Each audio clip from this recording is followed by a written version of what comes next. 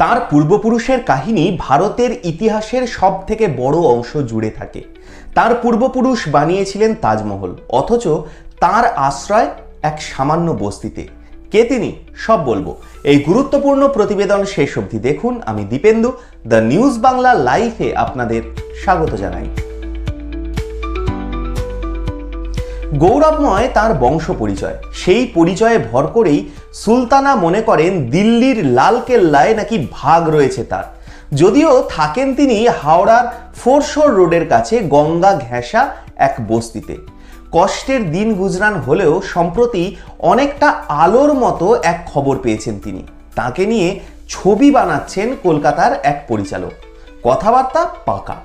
সুলতানা বললেন, শুটিংয়ের সময়ে দিল্লি নিয়ে গেলে একবার লালকেল্লা ঘুরে আসবো, ওটা তো আমাদের বংশেরই। কিন্তু কে এই সুলতানা? মুঘল বাদশাহ দ্বিতীয় বাহাদুর শাহ জাফর এবং তার বংশধরদের খোঁজ খবর ছবিতে তুলে ধরতে চান পরিচালক সৌম্য সেনগুপ্ত। প্রযোজক ইন্দ্রনীল বিশ্বাসের ভরসায় তাড়াতাড়ি ছবির শুটিং শুরু করতে চান সৌম্য। আগেও তথ্যচিত্র বানিয়েছেন। সূর্য পৃথিবীর চারিদিকে ঘুরে এই বিশ্বাসকে প্রচার করে পাগল খেতাব পাওয়া হাওড়ার কেসি পালকে নিয়ে সৌম্য বানিয়েছিলেন দ্য জিওসেন্ট্রিক ম্যান নামে ছবি। এরপরে ভারতের প্রথম তৃতীয় লিঙ্গের বিচারক জয়িতা মণ্ডলকে নিয়ে বানান আই অ্যাম জয়িতা। সেই দুটির মতো এবারেও ওটিটি প্ল্যাটফর্মের কথা ভেবেই বানাতে চান দ্য লস্ট কুইন। সৌম্য বলেন, ভারতের ইতিহাসে দ্বিতীয় বাহাদুর শাহ জাফরের ইতিহাস অতি গুরুত্বপূর্ণ। 1857 সালের মহাবিদ্রোহের পর তাকে হিন্দুস্তানের স্বাধীন বাদশাহ ঘোষণা করা হয়েছিল। সেই ইতিহাস অনেকের জানা থাকলেও বাদশার উত্তরসূরিদের খোঁজ রাখে না কেউ। সেই কারণেই সুলতানাকে নিয়ে ছবি বানানোর ভাবনা। খুব তাড়াতাড়ি শুটিং শুরু করার ইচ্ছা আছে।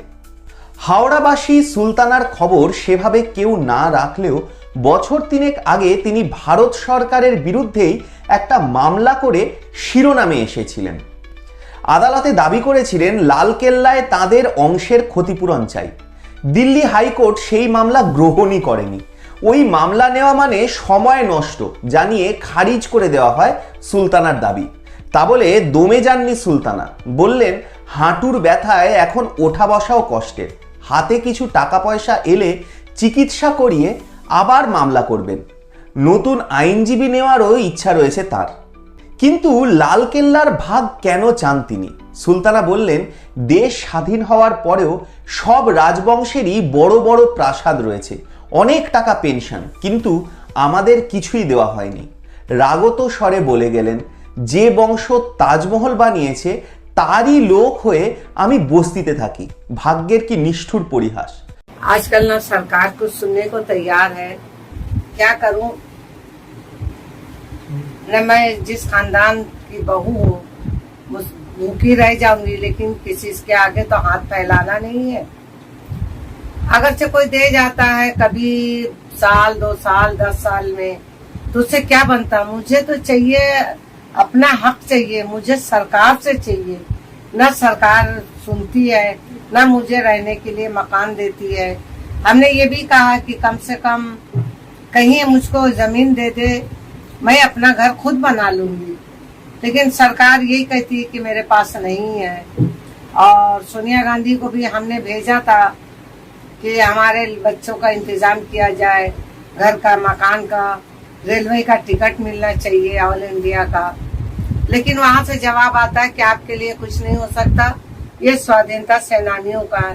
तो मैं ये पूछना चाहती हूँ, क्या बहादुर शाह जफर स्वाधीनता सेनानी नहीं थे, जो आज उनके खानदान को कुछ भी नहीं मिल सकता है? প্রসঙ্গত 1857 সালের মহাবিদ্রোহ দমনের পরে ইস্ট ইন্ডিয়া কোম্পানির হাত থেকে ভারত শাসনের ভার সরাসরি ইংল্যান্ডের রানীর হাতে চলে যায়। মোগল শাসনের চিহ্ন মুছে দিতে ভারত থেকে সরিয়ে দেওয়া হয় বাহাদুর শাহকে। তিনি তখন সহায় সম্বলহীন সম্রাট, ঢাল তলোয়ার সেনাবাহিনী কিছুই নেই। বিদ্রোহ শেষ হওয়ার পর নয়া দিল্লির হুমায়ুনের স্মৃতিসৌধ থেকে বাহাদুর শাহকে বন্দী করা হয়। বিচারের শেষে নির্বাসনের সাজা ঘোষণা হতেই গরুর গাড়িতে চাপিয়ে বাদশাহ ও তার পরিবারের কয়েকজনকে ইয়াঙ্গান বা তৎকালীন রেঙ্গুনে পাঠিয়ে দেওয়া হয়। নয়াদিল্লি থেকে অনেক দূরে ইয়াঙ্গান শহরে 1862 খ্রিস্টাব্দে মৃত্যু হয় শেষ মুঘল সম্রাটের। বাহাদুর শাহের পুত্র জওয়া বখত, পৌত্র জামশেদ বখত আর প্রপৌত্র মির্জা মোহাম্মদ বেদার বখত পরবর্তীকালে দেশের নানা প্রান্তে ঘুরে ঘুরে বাংলায় চলে আসেন বেদার বখত। বাহাদুর শাহের বংশধর বেদার বখতের বিধবা কেন্দ্রীয় স্বরাষ্ট্রমন্ত্রকের থেকে সুলতানা হিসাবে স্বীকৃতি পেয়েছেন। মাসে মাসে 6000 টাকা পেনশনও পান তিনি। 1980 সালে স্বামীর মৃত্যুর পর পেতেন 400 টাকা। এখন তার পরিমাণটা বেড়েছে, তবে শেষবার বেড়েছিল সেই 2010 সালে, সেও তৎকালীন রাষ্ট্রপতি প্রতিভা পাটিলের কাছে দরবার করার পরে। এখন তার বড় অর্থের টানাটানি। সুলতানা বললেন, মাথার কাপড় ঢাকতে গেলে পা বেরিয়ে যায়, আর পা ঢাকতে গেলে মাথা। ওইটুকু টাকায় হয় নাকি?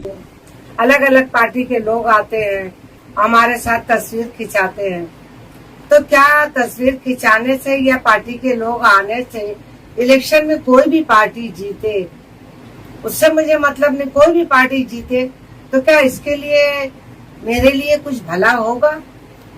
তাকে নিয়ে সিনেমা হবে শুনে 4 মেয়ে 1 ছেলের মা সুলতানা প্রথমে দোনামনায় ছিলেন, কারণ বছর কয়েক আগে মুম্বাইয়ের এক পরিচালক তাকে নিয়ে ছবি বানাতে শুটিং করেছিলেন, দিল্লিও নিয়ে গিয়েছিলেন। আখরি মহল নামে সেই ছবি মুক্তি পেয়েছিল কিনা তা জানা নেই সুলতানার, তবে এখন সুলতানা নিশ্চিন্তে। শুনেছেন এইবার নাকি ছবিটা মোবাইল ফোনে দেখতে পাওয়া যাবে।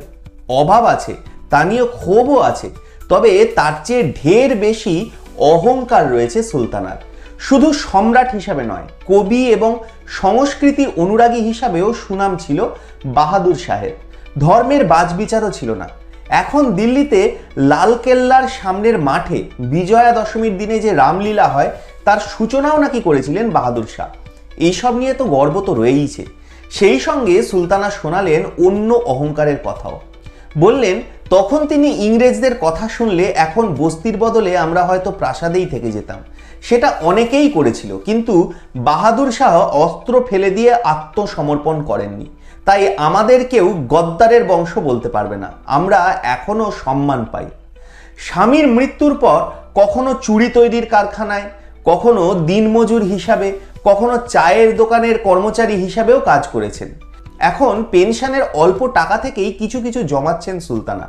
আবার সুপ্রিম কোর্টে মামলা করতে চান লালকেল্লার ক্ষতিপূরণ চেয়ে।